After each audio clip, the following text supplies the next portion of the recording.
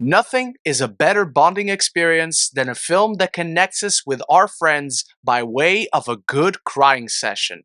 And no kind of film can accomplish it better than a film about connection itself. My name is Ren, and this is my review of All of Us Strangers. Welcome back, Film Festival fans. Thank you for joining the discussion on the film that demanded the most days of emotional preparation.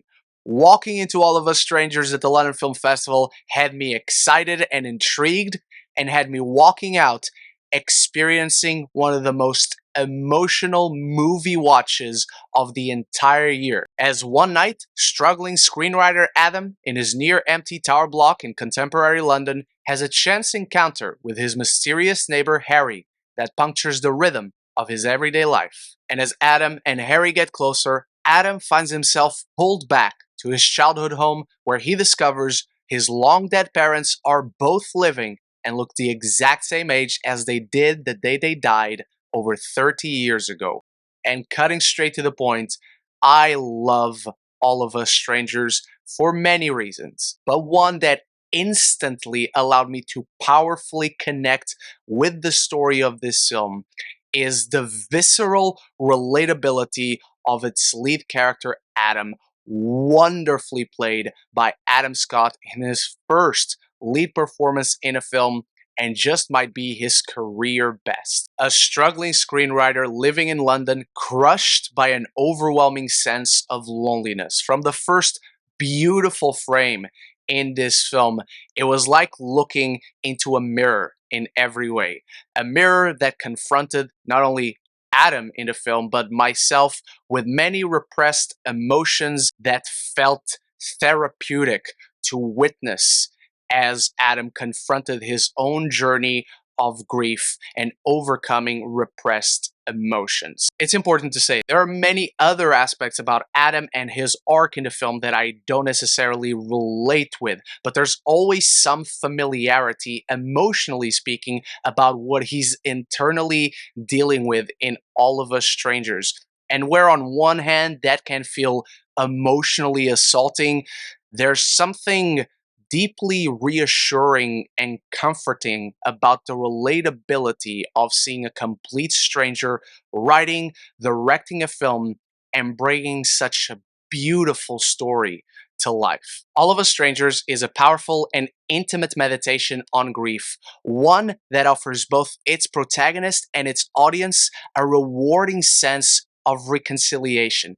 It's clear as soon as Adam begins to open up with Harry that he has repressed so much of himself inside, forbade himself from emotionally connecting with anyone since the death of his parents, the last people he connected with before the grief of real life haunted him forever. It's this connection that sparks something in Adam, who is struggling to write a script about his parents. And as he walks back into his childhood home, he is received with an open door and open arms. And there is a strange sense of comfort watching an adult man dealing with the words that were never shared, with the moments that were never there for him to have with his parents, conversations never had, and never even getting to know his parents as an adult. Any other filmmaker would take this opportunity, because it's in Adam's head, to have lovely conversations and a perfect life he imagined between them.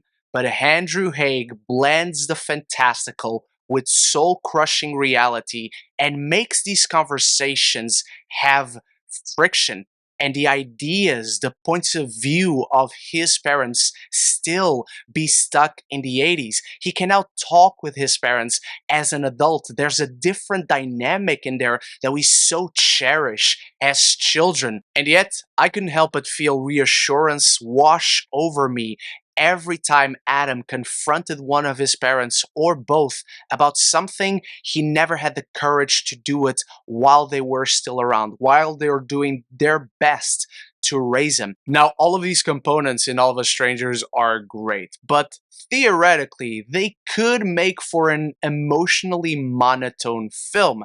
But Andrew Haigh balances it out perfectly with such humanistic moments thanks to the natural chemistry between all the actors, be it with a wonderful dialogue, these nuanced reactions to certain moments, certain things witnessed, certain words spoken at specific moments. It's only natural that awkward situations emerge where Adam is so emotionally struggling. He regresses back to his child self at seeing his parents back. And because that relationship was already stifled because it ended so abruptly, so soon, you see him naturally regressing to a period in his life where he's not at anymore, but he feels so comfortable in. He only feels comfortable under his own current skin around Harry.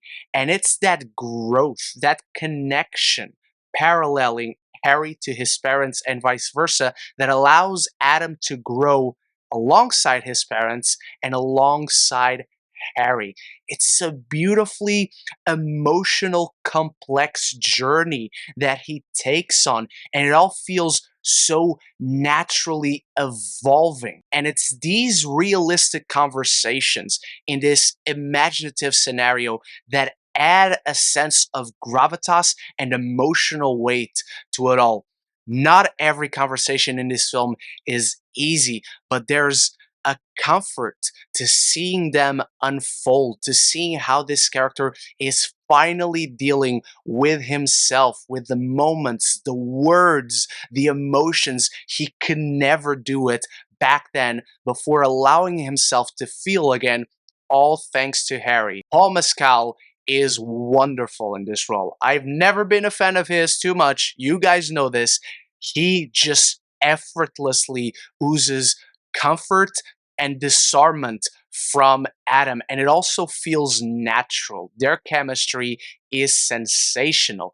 And the parents, Jamie Bell gives one of his best performances in his entire career. He is in many ways the typical 80s dad that you can think of, but there's growth to these people as well. Despite them being ghosts in Adam's head, in Adam's heart, there is a natural progression to their ideas, to the way they see their son. And Claire Foy, who might actually give my favorite performance in the film, just so naturally exudes mom energy. You just want to wrap up in a cozy blanket and hug her, which is exactly what Adam feels. So naturally confiding in his mom, creating for some weighty conversations where her worldviews and her flaws are confronted by her present son. Despite their differences, despite their flaws, there's a constant sense of comfort. There's a constant sense of a weight being taken off of Adam's shoulders and our shoulders. His imagination, his dreams don't make his parents perfect, but instead, Andrew Haigh bravely uses this narrative opportunity to allow Adam to let out what he's been holding inside for so long with his parents, which only happens thanks to Harry, creating this powerful parallel between Adam's connection with his parents and his connection with Harry, all of which create a beautiful bond and make All of Us Strangers a deep, thoughtful, tender look at what connection really means, at how important it is for us not only to connect to those around us, but to ourselves.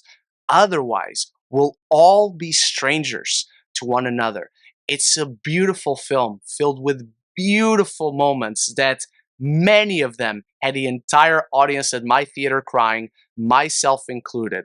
I cannot count how many moments had me tearing up, but there are two moments, two very specific lines, one from Harry, one later in the film from Adam as he's sitting down to have lunch with his parents, that just opened the floodgates. It created one of the most emotional movie watching experiences I have had my entire life. It's a touching tale that emotionally resonates thanks to Haig's flawless direction, the layered performances and characterizations, but also the wonderfully nuanced yet grounded dialogue. So many memorable moments and conversations in this entire film, accompanied by a comforting, warm, ethereal, sunlit cinematography. This is a gorgeous looking film.